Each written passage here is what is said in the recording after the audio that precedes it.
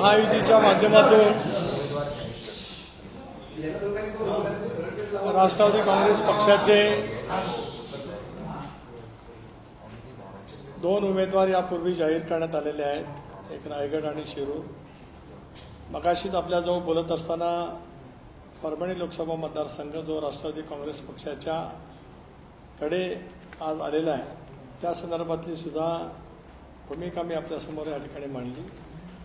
त्याचबरोबर ती बारामती लोकसभा मतदारसंघसुद्धा राष्ट्रवादी काँग्रेस पक्षाकडे आहे। बारामती लोकसभा मतदारसंघातून राष्ट्रवादी काँग्रेस पक्षाच्या अधिकृत उमेदवार म्हणून सुनेत्रा अजित पवार या राष्ट्रवादी काँग्रेस पक्षाच्या बारामती मतदारसंघातील ह्या उमेदवार त्या ठिकाणी असणार आहेत। आपल्या मार्फत अधिकृत घोषणा या ठिकाणी पक्षाच्या वतीने मी करतो आहे।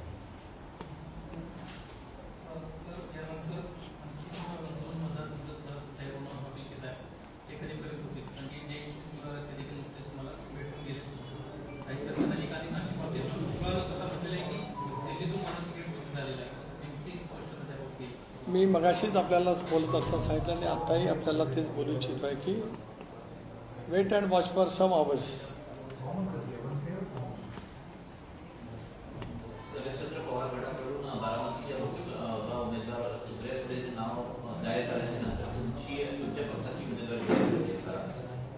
असं नाही आहे, खरं तर त्या उमेदवारांची घोषणा तर अगोदर जाहीर सभेमध्येच झालेली होती, त्यामुळे ती गोष्ट आणि या गोष्टीचा काही कोइन्सिडन्स असण्याचं काही कारण नाही सर, काहीच कारण नाही।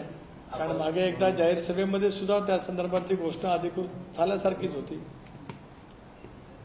सर, आपण जर बघितलं तर सुनेत्रा पवार यांची उमेदवारी जाहीर झालेली आहे, दुसरीकडे शरद पवार यांची जी राष्ट्रवादी आहे सुप्रिया सुळे यांची उमेदवारी जाहीर झालेली आहे। या सगळ्या लढतीकडे तुम्ही कसं बघता, कारण तुम्ही एकत्र होतात, यानंतर एक परिवारातलेही 2 सदस्य समोरासमोर उभे ठाकले आहेत या निवडणुकीमध्ये, आणि दुसरीकडे आपण जर बघितलं तर एकाच विचारधारेचे जे पक्ष होते त्याचे 2 पक्ष झाले, आता ते त्याच पक्षाचे म्हणजे राष्ट्रवादीकडनंच 2 उमेदवार त्या ठिकाणी एकमेकांसमोर असतील, 2 वेगवेगळ्या राष्ट्रवादी। तुमचा कनेक्ट होता आधी या सगळ्या लोकांसोबत, कसं बघता ही लढत कशी असेल?